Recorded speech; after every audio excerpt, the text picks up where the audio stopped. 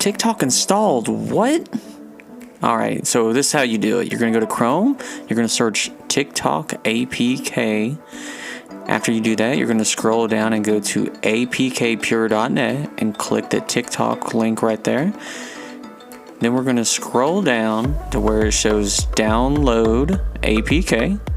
Click that and select download anyway. Alright.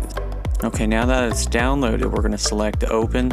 Now you may get a pop-up when you select open that says settings or cancel. Go ahead and hit the settings and it'll allow the installation from unknown sources, and then you can install it and open it like what I just did. It works perfectly. That is the Pure APK. If this video helped you or a friend install TikTok, please consider following and or subscribing, and hit the like and share button. Comment below if you want to see the VPN way for Apple.